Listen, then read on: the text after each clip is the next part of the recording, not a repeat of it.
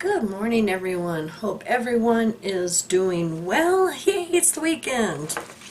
I know you haven't seen me much getting my garden area ready, and it's finally ready. I'm ready to plant. So, anyway, that's why I've been busy. I've got a few items here to cover in news, and I want to thank the Fading Pimos very much. Thank you, sweetie, for sending me this information, because they still get the phone tie-in or Zoom. I'm not sure which one, but anyway, they're still affiliated with their old congregation. They're trying to fade, but they still get the meetings and the information. And so I'm just going to read their email here. Well, guess what's happening now with some congregations? The congregation that we're inactive in has been chosen to house any Ukrainian JWs that wish to come to California per a letter to elders from Watchtower.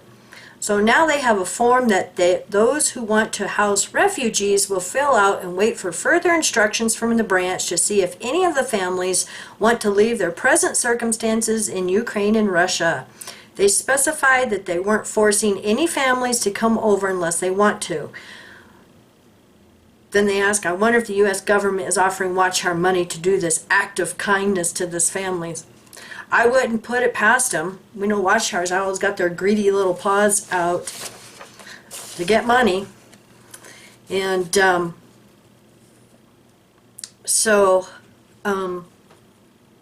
just got one this morning, and I'll read this. As far as the refugee accommodation letter, nothing else has been read to the congregation.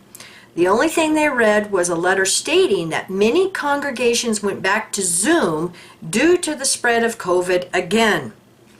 The congregation I am inactive in now reminded people to continue mask protocol at Kingdom Halls, etc. The phone connection for the tie line is still working. Apparently they went over an update from jw.org about the using of public buildings now instead of building more Kingdom Halls. And this was really interesting, because we know that for the past 2 years during the pandemic that a lot of Kingdom Halls have been going up for sale and being sold. And a lot of the Jehovah Witnesses were complaining because now they're going to have to drive 30-40 miles. And with gas so high in this country now, they're saying we just can't afford to drive that twice a week. So you can see why this is a hardship. Building public buildings now instead of building more Kingdom Halls like they used to in some rural places when we were young children. Back in the olden days, they used the Freemason temples and lodges. Anyway, keep up the good work you're doing, and may God bless you, the force of all life. Thank you, sweetie. Very much appreciated, and blessings to you and everyone else. Now, something else. I went to get updates for the Deborah Hines versus Watchtower case, and a lot of new documents are available. And I'll put the link to this document list down below. But I just wanted to cover a few things. Now on this document, it is dated 3/25/2022. It's a memorandum of law in opposition. Gotta love Zalkin. Now I'm going to go to page 6 here and read the introduction, the first 2 paragraphs. This is a lawsuit concerning CSA of plaintiff Deborah Hines when she was a child by plaintiff's stepfather William Briggs, an agent of defendant governing body, now an adult. She sued. I'll just paraphrase this first paragraph. The governing body moved to dismiss plaintiff's complaint on the grounds that the governing body is not a legal entity capable of being sued, and that plaintiff's claims are not viable nor adequately pleaded. Governing body's arguments are unfounded, and the motion to dismiss should be denied in its entirety. Second paragraph. Governing body's primary contention is that it does not exist, or at least does not exist in a way that it can be sued for its past actions involving different constituent members. Unfortunately for the governing body, admissions of its members and of Defendant Watchtower Bible Tract Society of New York, as set out in the materials supporting this response, show that the governing body does exist as a separate entity that controls the entire Jehovah Witness organization. Now that's a biggie in a court case, because now it sets the precedence, if it's agreed upon. By all accounts, the governing body is a perpetual, discrete, identifiable group of 8 men who control the operations of the entire worldwide Jehovah's Witness organization, and this group has done so for many decades. The governing body's arguments on the merits are likewise unavailing. To begin, there is no First Amendment impediment to imposing a general applicable facially neutral legal principles such as negligence on a religious body when analyzing the hiring, retention, or supervision of any agent, whether the agent plays a religious role or not, and particularly when the agent is giving authority over children.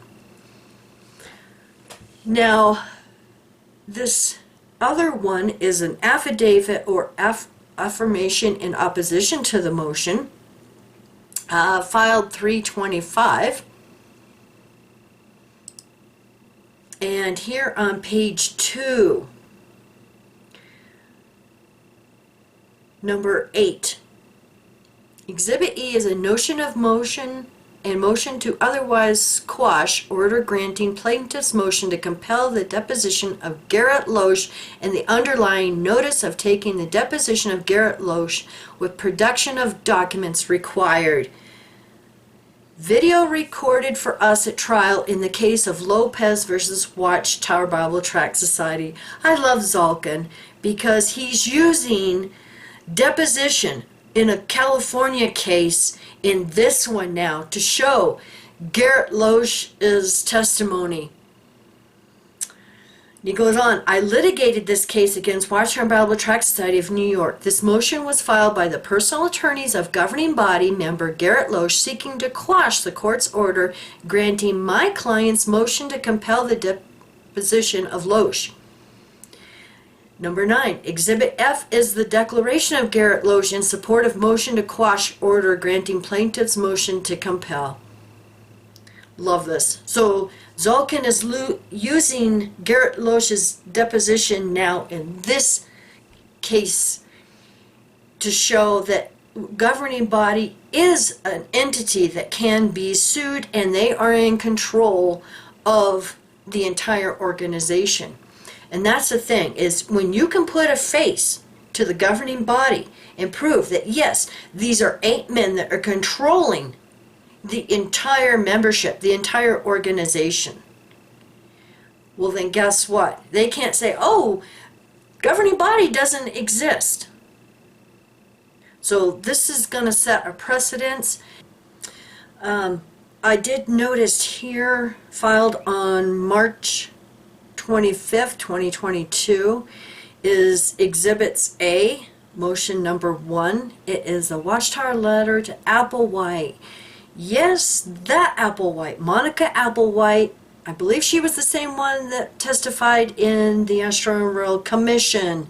They have retained her for this case. Oy vey. They will try anything to get out of paying, these survivors. Unbelievable. And like I said, I will put the link to the documents down below. I haven't had a chance to read through all of these documents yet because it looks like there's about 10 to 12 new ones. And so I hope this goes to trial hearing very quickly, and that Deborah gets the justice and closure that she deserves. So hang in there, Deborah, and know that the community is behind you all the way. Now, just a quick note before I say goodbye. With so much going on in the XJW community, and I just want to give my thoughts. Our friends Jew 3 Jude 3 and Laura 2, their YouTube channel is gone. We have sent messages and we're trying to call them and we haven't heard back, so we hope everything is okay with them. But I do know that they were being attacked by Bible bullies. I don't know if that is what has happened. Kim Silvio has done a video about Lloyd's litigation update. If you haven't seen that yet, go watch that. Because, I mean, that is, I wish the entire community would watch that. Because it is a leaked video from his Patreon. Only his Patreons got to see that video. And I wish everybody would go watch that and see what he was saying. He has to protect future activists from the community, from all of his bullying.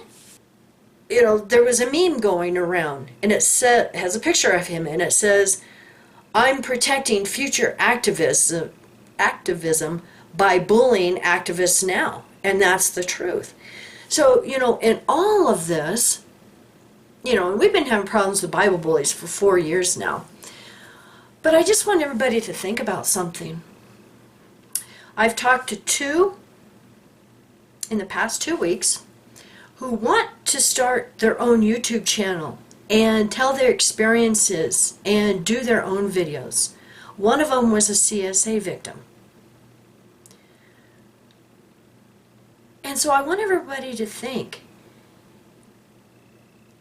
these two people are afraid. They're afraid of starting their own channel because they see what's happening.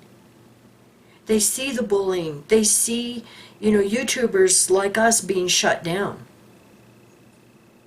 Many of us are being shut down. Is this really what we want for this community?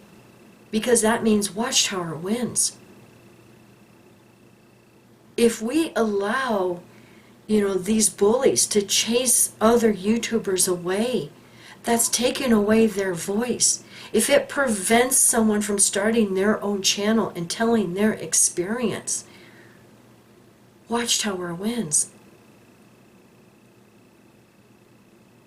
And people that follow all of these bullies who are trying to do this, you know, how can you sit there and allow them to shut down other YouTube channels? Shame on you. More need to be speaking out and say, look, you know, knock it off. We're going to lose so many good YouTubers. And ones who haven't even started their own channel yet. You're preventing them from telling their experiences they've had within the Watchtower organization. You're shutting up abuse survivors. That's horrible. That is horrible. And, you know, these other YouTubers, you know, trying to shut others down, bashing them, saying horrible things, calling all of us names. So you can see why Mike and I are just thoroughly disgusted with all of this. Because we're going to lose so many YouTubers and other activists. Do we want that? Do we want Watchtower to win? Do we want to see all of these voices being shut down? Just my thoughts. So you all have a wonderful weekend and you take care. Bye.